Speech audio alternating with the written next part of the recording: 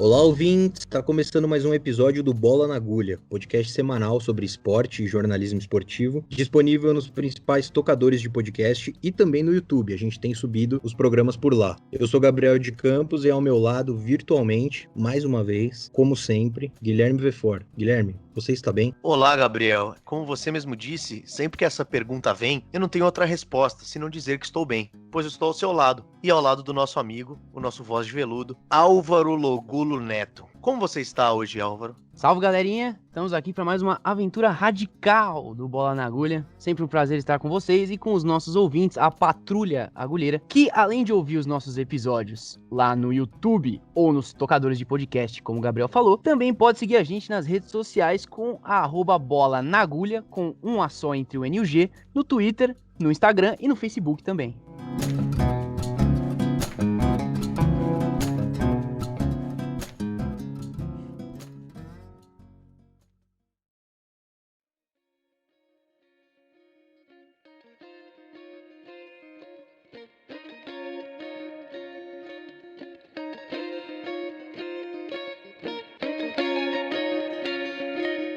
Essa semana o Bola na Agulha volta a falar das Olimpíadas de Tóquio. Não, o Bola na Agulha não vai falar sobre o Jorge Jesus, técnico português do Flamengo, que foi embora e discutir o que vai ser do Flamengo daqui em diante. Isso aí vocês podem acompanhar em uma das 7.876 mesas redondas que estão falando sobre o assunto. Como vocês lembram, falamos sobre os jogos no terceiro episódio dessa segunda temporada com a Giovana Pinheiro, do Olimpíada Todo Dia. E essa semana a gente volta a falar sobre a preparação do time Brasil, que teve de reformular todo o seu planejamento para adequar treinos e necessidades das equipes de cada modalidade. O COB, Comitê Olímpico do Brasil, formulou um plano emergencial conhecido como Missão Europa, que levará 200 atletas para treinar em Portugal de julho desse ano a dezembro. Inclusive, o governo português deu permissão para o projeto só nas últimas semanas. Além disso, o Centro de Treinamento Olímpico do Brasil, que fica no Rio de Janeiro, vai reabrir nessa próxima segunda-feira, agora, dia 20 de julho, após 4 meses de inatividade. Mas com uma série de restrições e condições sanitárias. Será permitida apenas a entrada de 40 pessoas, entre atletas, comissões técnicas e funcionários do local. Segundo o COB, só será permitido entrar, treinar e sair, nada mais que isso, sem enrolação. Mas sobre o assunto, o próprio vice-presidente do comitê, o senhor Marco Laporta, em entrevista ao Globoesporte.com, reconheceu que o Brasil está atrás da grande maioria dos países quanto à preparação dos atletas. A gente falou um pouco mais sobre isso tudo no nosso Twitter. Confere lá,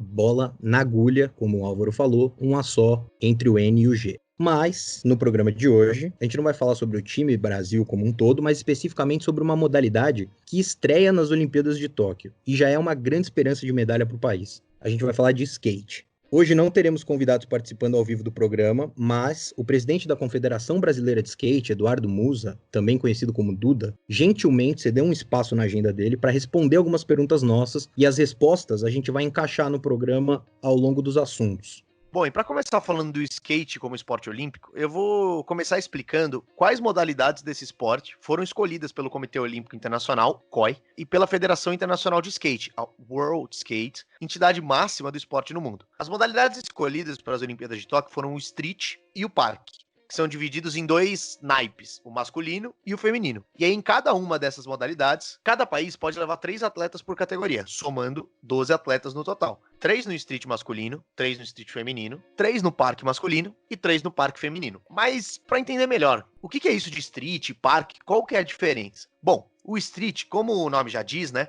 Ele é uma modalidade na qual a pista ela busca simular as ruas da cidade. Então ela tem elementos que tem nas ruas, assim como corrimãos, como caixotes, paredões, até cones. Os atletas eles têm de 45 a 60 segundos para cumprir o circuito nesses elementos da pista e conseguir a melhor nota possível. O parque, ao contrário do que o nome sugere, ele não tem árvore, banco, laguinho, essas coisas. Ele tem mais a ver com uma imagem mais tradicional do skate, porque é como se fosse um grande circuito que reúne elementos de várias pistas tradicionais do skate. Então tem alguns elementos do bowl, que são aquelas piscinas tradicionais que a gente vê em filme e tal. Tem alguns elementos dos banks, que são como se fossem piscinas com paredes menores, um pouco mais baixas. e alguns elementos também do street, como corrimãos e tal. E ele foi meio que uma pista pensada pelos skatistas. Isso, segundo o skatista brasileiro Pedro Barros, um dos melhores na modalidade parque, ele disse que foi uma modalidade pensada para que fosse a mais divertida possível. Então,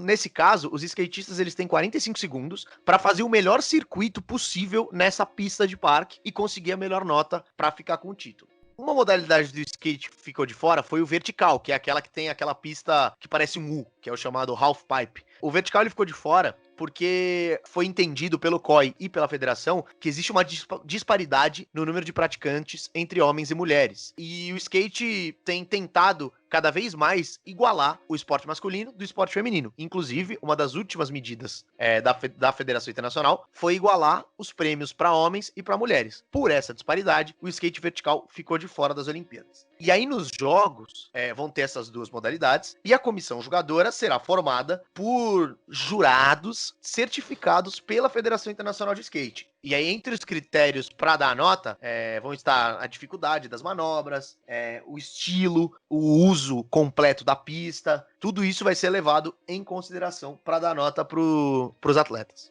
E a classificatória para as Olimpíadas, ela aconteceria em 2 etapas. Só que a segunda delas seria agora em maio. E, obviamente, foi adiada por causa da pandemia de coronavírus que aconteceu no mundo inteiro. Então, dessa forma, a janela, né, dessa classificatória, ela vai se fechar somente em 29 de junho de 2021. Então, foi colocada 1 ano para frente. Como que ela vai funcionar? Os 4 melhores resultados obtidos nesse período, eles vão somar pontos para esse ranking olímpico que vai definir quem está classificado. O mais importante é que até aqui os pontos vão ser mantidos. Ninguém vai perder os pontos que ganhou nas etapas. E isso pode afetar bastante os brasileiros, porque tem alguns deles que nesse momento eles estariam de fora. E quem sabe, com 1 ano a mais, né, de competições, quem sabe eles possam se beneficiar disso.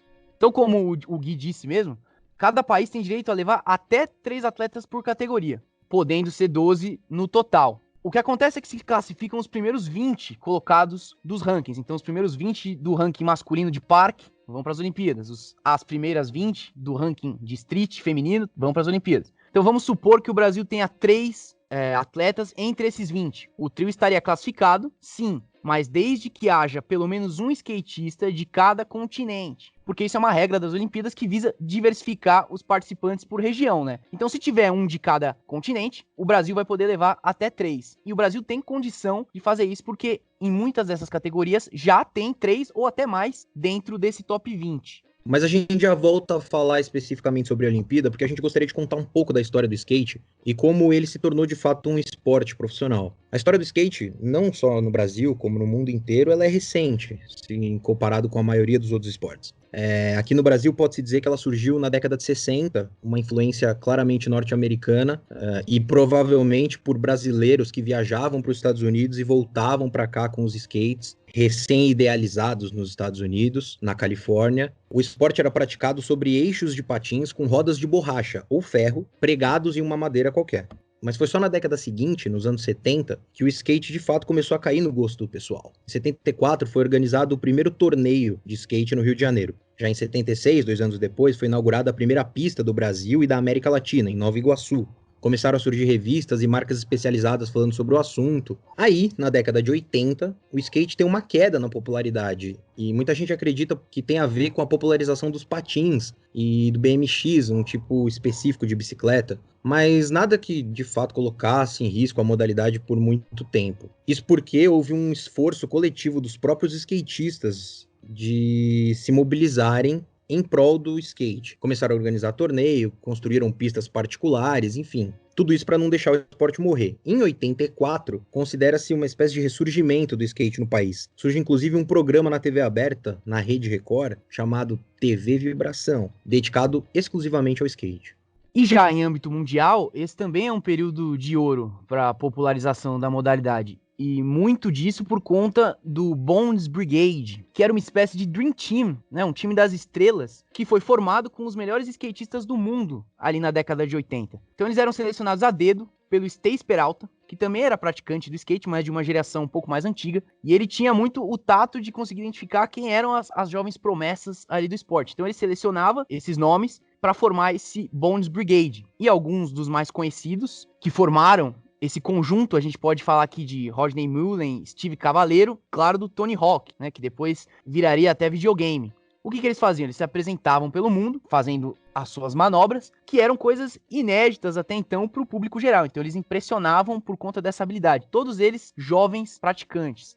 E aí, nos anos 90, é o boom da modalidade aqui no Brasil, né? Quando explode de fato. Além dessa influência de fora, por conta dos vídeos que giravam desses skatistas do Bones Brigade, eles faziam os vídeos, esses vídeos acabavam sendo assistidos por todo mundo. Muitos canais de televisão, revistas, sites também começaram a divulgar o esporte aqui de fato. E não tem como a gente deixar de citar também algumas celebridades daqui do Brasil que contribuíram, né, para a expansão do skate. A gente pode falar do próprio Chorão, o vocalista da banda Charlie Brown Jr., que durante os shows dele, inclusive, não era raro a gente ver ele levando um skate, andando de skate. Às vezes as pessoas que estavam assistindo aos shows também ficavam fazendo manobras em half pipes que ficavam ali perto do palco. Tem o Badawi também, cantor do CPM 22, enfim, eles foram fundamentais na propagação do skate na grande mídia por esse outro aspecto, né? Por um aspecto mais cultural de relacionar a música, o estilo deles ao skate também. E além disso, documentários, filmes e os próprios jogos de videogame, como o do Tony Hawk, que é o mais famoso, né? O Tony Hawk Pro Skater, eles contribuíram demais para o crescimento do skate em todas as vertentes.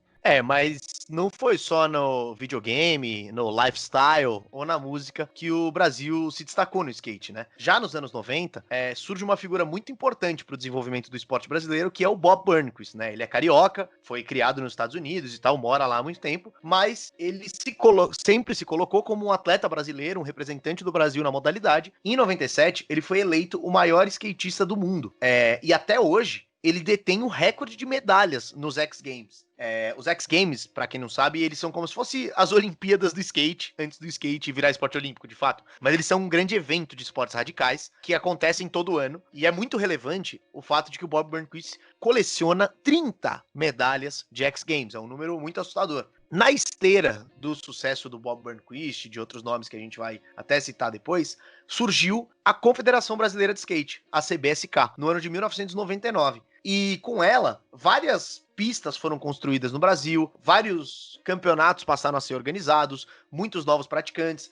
Para vocês terem uma ideia, o Datafolha estima que no ano 2000 o Brasil já tinha mais de 2,7 milhões de praticantes do skate. E aí o desenvolvimento do skate, não só no Brasil, mas no mundo inteiro, com organização de campeonatos, com aumento de premiações, com patrocínios, interesse de marcas, até mesmo essa vinculação com o estilo de vida, fez com que o COI, o Comitê Olímpico Internacional, olhasse para a modalidade com carinho e decidisse que era o momento de trazer o skate para dentro das Olimpíadas pela primeira vez. A estreia em Tóquio 2020, agora Tóquio 2021. Falando especificamente sobre a preparação brasileira para os Jogos Olímpicos, como o Guilherme falou, o skate estreia agora em Tóquio, houve um certo imbróglio em 2017 para se decidir quem tocaria, quem conduziria o projeto olímpico do skate no Brasil. De um lado estava a Confederação Brasileira de Hóquei e Patinação, que inclusive foi reconhecida por carta oficial pelo COB como interlocutora nessa preparação do ciclo olímpico. Por outro lado estava, claro, a Confederação Brasileira de Skate, que teve seu reconhecimento negado pelo COB no primeiro momento. Ela contava com o apoio maciço da comunidade do skate no Brasil, por razões óbvias, para que fosse a representante oficial da modalidade em Tóquio. Sobre esse assunto, como a gente comentou no começo do programa, a gente conversou com o Duda, atual presidente da Confederação Brasileira de Skate, que comentou um pouco mais sobre todo esse imbróglio na preparação do ciclo olímpico do skate no Brasil. Olá, Álvaro, Guilherme, Gabriel. Muito obrigado pelo convite para a gente poder falar de skate para a audiência do podcast Bola na Agulha. Um prazer participar. Realmente houve um imbróglio, como vocês chamaram, inicialmente. Na verdade, não era questão especificamente da CBSK estar ou não filiada, reconhecida ao COB, mas sim uma questão da Federação Internacional. Existiam duas federações internacionais, uma de hóquei e patins e outra de skate. Elas se unificaram e apenas a de hóquei e patins estava afiliada naquele momento. A gente fez todo o processo de filiação ao World Skate, nos filiamos, e após isso, em uma reunião no COB, foi decidido, porque não faz sentido uma confederação que não seja de skate tomar conta e regulamentar e gerenciar o skate. Então, a conversa foi em alto nível, resolvemos isso de uma forma rápida, e, obviamente, o skate é quem toma conta do skate. Como o Duda disse, era evidente que deveria caber à Confederação Brasileira de Skate conduzir esse processo. Mas a questão é complexa. Do ponto de vista legal, num primeiro momento, a Confederação Brasileira de Hóquei e Patins, ela tinha razão. Ela era a confederação vinculada de forma oficial não apenas ao COB, como também a única entidade internacional reconhecida pelo COI, que é o Comitê Olímpico Internacional, que responde pelo skate olímpico, que é a FIRS, Federação Internacional de Esporte sobre Roda, na tradução da sigla para o português. Em compensação, a Confederação Brasileira de Skate existe desde 99, como a gente falou. Já vinha trabalhando todos esses anos pelo desenvolvimento da modalidade no Brasil, sendo a única entidade que de fato regulamentava e organizava o skate brasileiro, desde as categorias de base até as competições, o respaldo para os atletas, tudo isso. Os representantes da Confederação Brasileira de Skate afirmavam que a Confederação Brasileira de Hóquei fazia muito pouco pelo esporte, até por não ser o foco deles, e reiteravam que se eles não estavam vinculados à FIRS, que é a Federação Internacional de Esporte sobre Rodas, eles estavam, sim, vinculados à ISF, que é a Federação Internacional de Skate, e que a ISF estaria trabalhando em conjunto com o COI na gestão da organização do skate olímpico para 2020. E a escolha de outra confederação que não a CBSK, ela foi um choque no primeiro momento, inclusive para skatistas mais famosos. E aí, na tentativa de mudar essa decisão do COB e conseguir, né, ser reconhecida, a Confederação Brasileira de Skate criou, inclusive, um abaixo-assinado e subiu a hashtag #SomosTodosCBSK com os principais nomes do skate envolvidos. O próprio Bob Burnquist, na época presidente da entidade, e o Sandro Dias, diretor de esportes da CBSK, eles fizeram campanha para que acontecesse essa troca. O Pedro Barros, que a gente citou aqui, também estava nessa. Porque muitos dos skatistas ameaçaram boicotar o evento caso a decisão fosse mantida. E aí os motivos dessa rixa, a gente pode entender eles também por uma outra questão, que aí envolve o lado financeiro da coisa, né? Como a gente já falou até no nosso terceiro episódio aqui do podcast sobre o Brasil Olímpico, existe uma lei no Brasil, que é a Lei Agnello-Piva, que garante o repasse de cerca de 2% da arrecadação das loterias federais para o COB. O COB pega esse dinheiro e distribui entre as confederações associadas. Ou seja, assumir o controle do skate seria, portanto, interessante do ponto de vista financeiro, porque quem assumisse o skate receberia a verba do COB para poder gerir o esporte. Então seria interessante para a CBHP ficar encarregada disso, porque ela ganharia algo em torno de R$760 mil.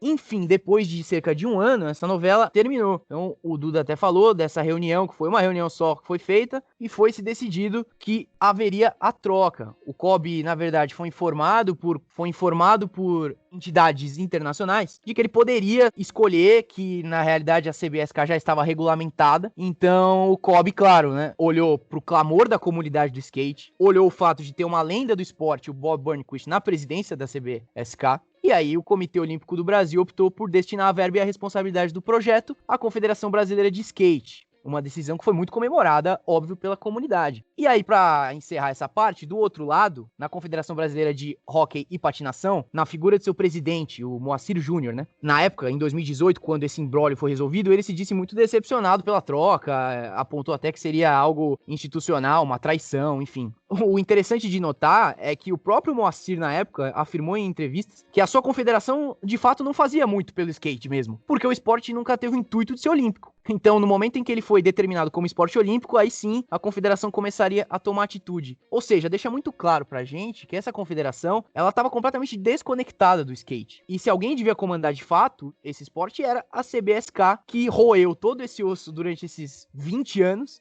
de existência para chegar na hora H de conduzir o esporte para as Olimpíadas e não poder fazer isso. Mas o que importa é que as negociações deram tudo certo e que essa gestão da CBSK, presidida pelo Bob Burnquist e que tinha, por exemplo, o Sandro Dias, o Mineirinho, como diretor esportivo, um outro grande nome do esporte, ela se tornou responsável por organizar todo o ciclo olímpico de uma geração importantíssima do skate brasileiro. E é sobre ela que eu vou falar um pouco agora. O skate, hoje, é um dos esportes no qual o Brasil mais se destaca. E como a gente disse, não é de hoje. Tem o Bob Burnquist, tem o Sandro Dias, tem o Lincoln Eda, enfim. Figuras muito conhecidas do esporte que sempre representaram o Brasil mundo afora. Mas nesse ciclo, a gente tem muitos nomes nas 4 modalidades que estarão nas Olimpíadas, presentes no topo do skate mundial e com chances de se dar muito bem nos Jogos de Tóquio. Para vocês terem uma ideia, nas 4 modalidades que vão estar nos Jogos de Tóquio, o Brasil tem pelo menos 3 atletas entre os 20 primeiros colocados no ranking mundial, que é, como o Álvaro já disse, o critério inicial para que esses atletas participem dos Jogos. Então, por exemplo, no parque masculino, o Brasil hoje ocupa a 2ª, a 4ª e a 6ª colocação, com o Luiz Francisco, o Pedro Barros e o Pedro Quintas, respectivamente. No street masculino, o Kelvin Hoffler é o 5º colocado do mundo, Giovanni Viana é o 15º, o Carlos Ribeiro é o 16º e o Lucas Rabelo é o 19º, ou seja, a gente tem 4 atletas brasileiros entre os 20 melhores do mundo. Mas o grande protagonismo desse momento do skate brasileiro é, sem dúvida nenhuma, das mulheres. Para vocês terem uma ideia, na modalidade parque, a Dora Varela é a 6ª do mundo, a Isadora Pacheco é a 10ª do mundo e a Indiara Asp é a 13ª. No street feminino, em setembro do ano passado, as 3 primeiras posições do ranking mundial eram ocupadas por brasileiras, com a Pamela Rosa em primeiro, a Raíssa Leal, a fadinha do skate, em segundo, e a Letícia Buffoni em terceiro. A Letícia se machucou e atualmente ela é a 4ª colocada, mas ainda está entre as 5 do mundo. E a primeira e a segunda continuam sendo a Pamela Rosa e a Raíssa Leal. E existe uma chance muito grande, nessa modalidade, da gente ter não só 3 participantes, mas como 3 medalhistas, porque se elas já ocuparam as 3 primeiras posições do ranking mundial, é possível que elas ocupem as 3 primeiras posições das Olimpíadas, o que seria um fato inédito para o Brasil ter 3 atletas brasileiras no mesmo pódio. Uma coisa interessante dessa geração, dessa nova geração, é que além de nova, ela é muito nova. A Raíssa Leal, por exemplo, que é a 2ª colocada atualmente no street feminino, ela tem 12 anos de idade. E ela já tem recordes, por exemplo, ela é a skatista mais jovem a vencer uma etapa do circuito mundial de skate em Los Angeles no ano passado, e ela é a skatista mais jovem a ser vice-campeã mundial no Mundial de São Paulo aqui ano passado, vencido, inclusive, pela Pamela Rosa. Só que ela não é a única criança ou adolescente que tá ganhando destaque no esporte. Para vocês terem uma ideia, a japonesa Misugu Okamoto foi campeã mundial de skate pela primeira vez em 2019 com apenas 13 anos de idade. A anglo-japonesa Sky Brown foi skatista mais jovem a se tornar profissional, com 10 anos de idade. E se os jogos não tivessem sido cancelados, a Sky disputaria as Olimpíadas de Tóquio com 12 anos de idade, que ela completou agora, no dia 12 de julho. Isso acende uma discussão interessante, né? Porque o skate, ele não tem limite mínimo de idade, assim como ele não tem limite máximo, né? A gente vê o Bob Burnquist com 42 anos disputando mega rampa para ganhar. Enfim. Só que esse debate, ele veio mais à tona com a inclusão do skate nas Olimpíadas. Por quê? Dentre outras coisas, pelo fato de que nas Olimpíadas os atletas eles convivem durante todo o período na Vila Olímpica, né? E é um espaço de convivência que tem suas peculiaridades, suas festas, suas histórias secretas, enfim. Então foi acendido um debate sobre como essas atletas mirins, se é que pode-se dizer assim, iriam ser alocadas na Vila Olímpica e tal. A própria Confederação Brasileira já discute como isso vai acontecer, mas para além disso, o Comitê Olímpico Internacional já anunciou que depois das Olimpíadas de Tóquio, vai sim ser discutido um limite mínimo de idade para o skate. No caso das Olimpíadas, tá, gente? No resto do esporte, vai continuar do mesmo jeito, com essa turma mais nova arrebentando, ganhando título. Mas nas Olimpíadas, pode ser que se o skate se mantiver para as Olimpíadas de 2024 em Paris, o limite de idade mínimo do skate seja semelhante ao da ginástica, por exemplo, que hoje é de 16 anos. A gente vai ter que esperar o resultado disso, mas já tem uma garantia quase de que essa situação extraordinária, que é de crianças de 11, 12 anos disputando a Olimpíada, ela vai ser realmente só para os Jogos de Tóquio. Mas já que nas Olimpíadas a gente vai ter a presença da Raíssa, por exemplo, que é uma atleta extremamente promissora e que tem chance de ser medalhista olímpica, o Duda, presidente da CBSK, falou um pouco sobre como está a preparação da seleção brasileira de skate para as Olimpíadas, nesse aspecto das atletas mais jovens, porque não é só a Raíssa. Se a gente pegar aqui, a média de idade da equipe de street feminino brasileira, das atletas que estão disputando as vagas, ela é de 15 anos. No parque feminino, são 17 anos. Então, são atletas muito jovens. E o Duda falou um pouquinho melhor sobre como a confederação está lidando com essa situação. A gente faz um trabalho individualizado com os 22 atletas da seleção. E, obviamente, a gente leva em conta as questões da idade, né? Desde a forma de como se comunicar com eles, com a família, até as questões físicas, emocionais. Nós temos profissionais muito capacitados para tocar esses assuntos. Então, existe sim, não única e exclusivamente pela questão da idade, mas sim porque é um formato de trabalho da Confederação em atender individualmente os 22 skatistas da seleção. E aí, consequentemente, nessa questão para os menores, existe sim uma atenção especial a essa questão da idade. E o Duda falou sobre a forma como a CBSK prepara todos esses atletas, inclusive os atletas infanto-juvenis, e reforçou que a preparação da CBSK ela é personalizada, específica para cada atleta, de acordo com as suas necessidades, mas a CBSK, claro, fez uma série de medidas que foram implementadas nos últimos anos, ao longo dos últimos anos, para de fato preparar todos esses atletas. Em 2018 foi o primeiro ano que a Confederação teve direito aos recursos do COB, como o Álvaro já citou lá atrás. Recebeu cerca de R$720 mil e colocou algumas ações em prática. Foi criado um circuito nacional, que até então não existia, Skate Total Urb, que contou com 8 etapas nacionais e uma mundial no ano passado. Foi também criada uma seleção brasileira de skatistas, como a gente já citou, composta hoje por 22 atletas, que recebem todo tipo de respaldo da Confederação, como auxílio físico, psicológico, custo para viagem, ajuda de custo para viagem, plano de saúde, essas coisas. Inclusive, é por esse circuito que os atletas se classificam para a seleção nacional. Em 2019, também teve o Mundial de Street no Rio de Janeiro, justamente uma das modalidades do skate olímpico. No ano passado, a verba que era de 720 mil aumentou para 801 mil. Então, a Confederação, com todo esse esforço para dar respaldo para os atletas, aproveitando essa nova geração, foi construindo um suporte físico, técnico e tudo mais, para que esses atletas chegassem capacitados na Olimpíada. Outro ponto interessante relacionado à CBSK e à Olimpíada é que o esporte precisou se adequar ao código antidoping da WADA, como qualquer esporte que participa da Olimpíada, e existe, não é de hoje, um estigma muito relacionado ao skate de associar ele ao uso da cannabis para uso recreativo. Mas o próprio Bob Burnquist falou sobre isso nas suas redes sociais, quase que defendendo explicitamente o uso, ou pelo menos que se estudasse a possibilidade de usar a cannabis medicinalmente para ajudar na recuperação dos atletas, a lidar com dores físicas e tudo mais. O Bob entende que fazer essa transição dos torneios particulares do skate para a Olimpíada é uma transição complicada, e não porque o atleta vai ter que deixar de fazer determinadas coisas, não, mas é porque existe uma rigidez muito clara e determinada de como os atletas devem se comportar nas dependências das Olimpíadas, na Vila Olímpica, nos Jogos e durante todo o período das Olimpíadas. E, portanto, ele acredita que vai ser difícil, sim, fazer essa transição. Ele também acredita que isso não vai fazer com que o skate perca a sua identidade ou que ele seja tomado pela Confederação Olímpica e que isso altere a forma como o skate se mostra para o mundo, para os seus fãs e para os seus praticantes. E o Duda comentou, inclusive, esse estigma atribuído ao skate de muitas vezes se acreditar que esse estilo de vida que acompanha esse esporte, marcado pelo uso da maconha, seria incompatível com a prática olímpica. É claro que existe ainda o estigma, e estigma que, na minha opinião, são dois assuntos diferentes. Primeiro, o estigma em relação à própria droga, e segundo, o estigma em relação ao skate, né? A gente levar em consideração o circuito mundial que estava ocorrendo pré-Olimpíada, o Brasil fez mais de 50 finais, né?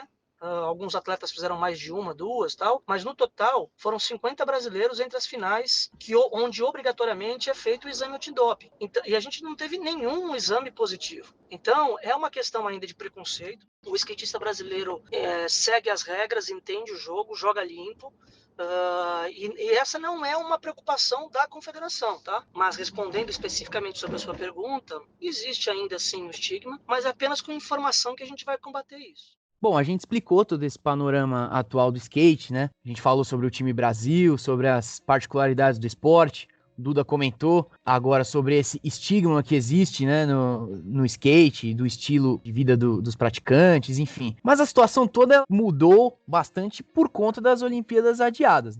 É claro que todo mundo tá sabendo aí da pandemia que assolou o mundo e que isso gerou uma incerteza, né, de como que o COB e a CBSK administrariam a situação dos até então 21 atletas selecionados do skate brasileiro. Isso porque o planejamento inicial para a delegação, estava previsto para terminar em maio desse ano, quando acabariam as classificatórias para Tóquio, a gente já falou lá atrás, né? Essas classificatórias foram adiadas para o ano que vem. Então o Brasil tinha 21 atletas para 12 vagas, e a Confederação e o COB, eles se planejaram para manter esses 21 atletas até maio, e depois, em junho, com as classificatórias resolvidas, eles iam ficar só com os 12, com até 12, né? Até 12 skatistas que poderiam se classificar para as Olimpíadas. Então haveria esse corte de quem se classificou e eles ficariam só com esses skatistas. Aí tem a pandemia e a incerteza sobre como manter, né, essa seleção. Mas, felizmente, a seleção não só foi mantida, como ampliada. O Lucas Rabelo foi integrado ao time. Então a seleção passou de 21 atletas para 22 atletas no total. Ainda não há datas definidas para a disputa das fases finais da classificatória. Apesar disso, a Federação Internacional de Skate ela garante que essas datas serão divulgadas no mínimo 60 dias antes das primeiras disputas acontecerem. Então esses muitos percalços, né, que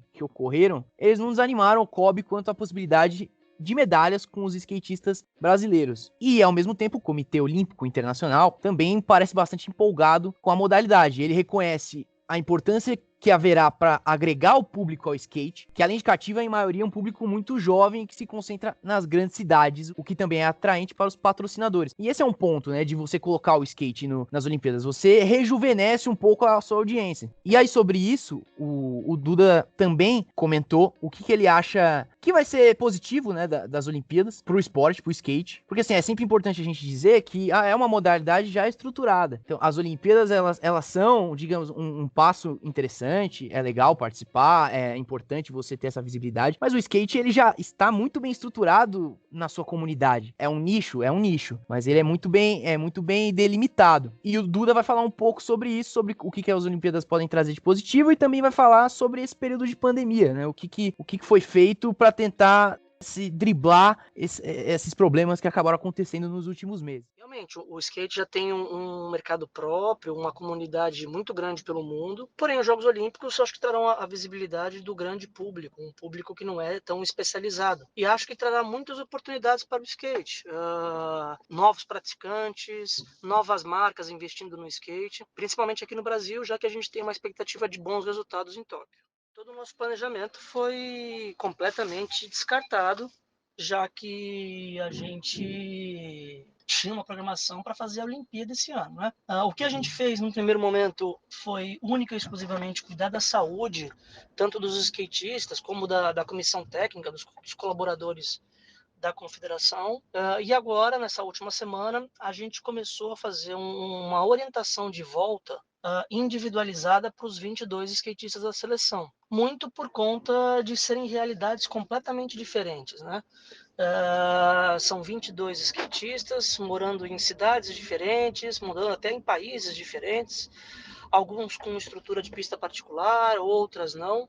Então, o trabalho foi individualizado no sentido de orientar a volta, não uma liberação ou não um incentivo de volta, mas sim no sentido de orientar como é que faz a melhor volta. Bom, e como o Duda comentou, a preparação ela é feita de forma individual, né? Até por ser um time com 22 atletas, parece que a federação ela tem mais possibilidades de lidar com os atletas um por um. E para além disso, essa individualidade, essa necessidade do tratamento individual, ela se agrava a partir do momento em que a gente tem uma pandemia e que a situação pessoal de cada atleta é completamente diferente, né? Então, os esforços da confederação têm sido justamente para lidar com essas diferenças e preparar o time Brasil da melhor maneira possível para Tóquio 2021. E uma coisa importante que é bom a gente lembrar, o skate não está confirmado ainda para as Olimpíadas de 24 e de 28. Ainda que parece haver já um sinal do Comitê Olímpico Internacional e da Federação de reforçar esse vínculo e de manter o skate como esporte olímpico, até pelo que já foi dito mesmo, por ser um esporte consolidado, com uma comunidade consolidada, manter o skate nas Olimpíadas é interessante mesmo, como o Álvaro já apontou, para atrair novos públicos para os Jogos Olímpicos. Mas, para que isso aconteça, a gente tem que esperar, né? As Olimpíadas de Tóquio vão dizer se o skate vai ou não se consolidar, né? Então agora a gente tem que acompanhar a preparação do time Brasil, acompanhar essas discussões sobre limite de idade, sobre tudo isso, e aguardar o que vai acontecer. Vale dizer que na última sexta-feira, dia 17 de julho, o Comitê Olímpico Internacional confirmou que a data de estreia do skate nas Olimpíadas é no dia 25 de julho de 2021. A competição de street masculino vai acontecer num domingo, 25 de julho de 2021, às 9 da manhã, no horário japonês.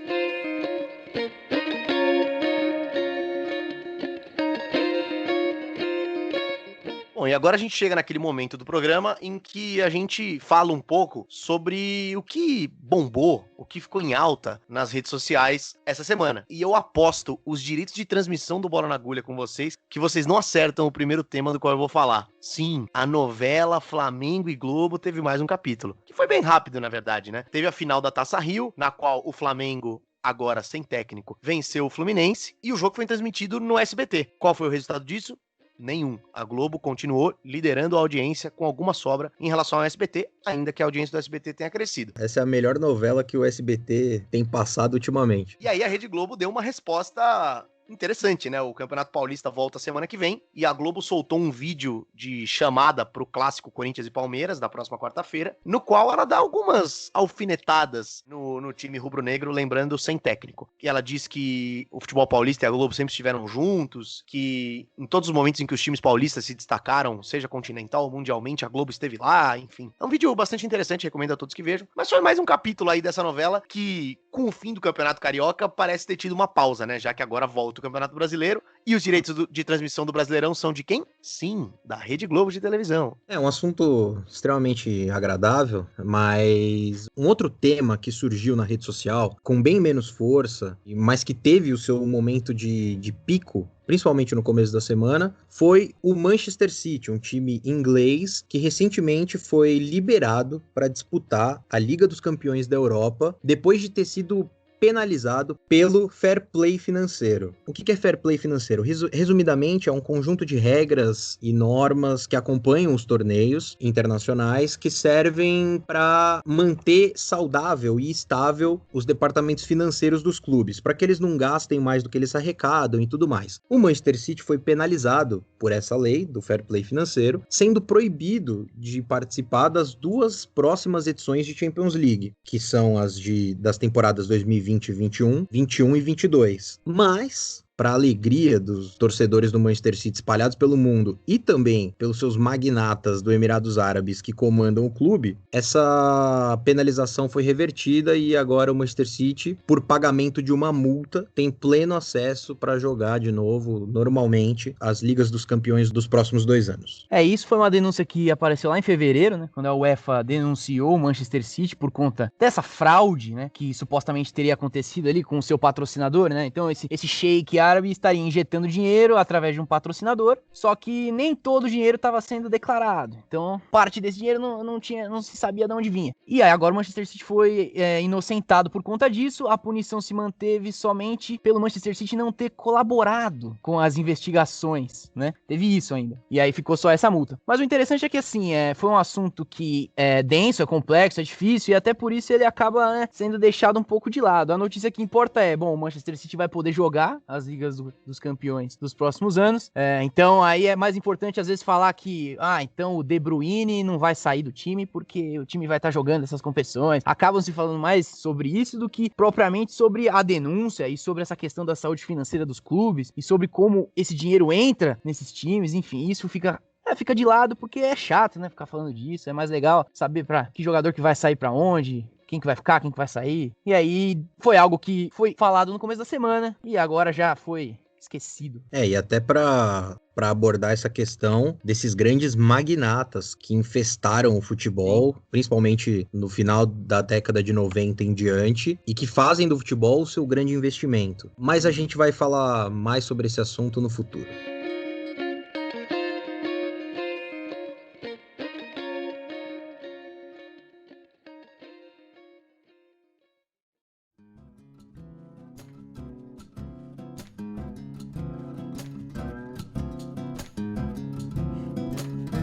E é isso, o Bola na Agulha vai ficando por aqui, sempre um prazer imenso terminar o programa citando o Clube de Regatas Flamengo e o seu imbróglio com a Rede Globo de televisão. Por outro lado, é também uma alegria muito gratificante poder agradecer a presença do Guilherme, que mais uma vez nos presenteou com a sua capacidade cognitiva muito superior à média. Obrigado, Guilherme, pela presença. Gabriel, o poeta Chorão, ele dizia que só o que é bom dura o tempo bastante para se tornar inesquecível, né? E é isso que eu posso dizer desse programa. Pra mim foi um prazer inenarrável falar de assuntos tão legais com pessoas tão queridas como você e o nosso grande rei da voz, Álvaro Logulo Neto.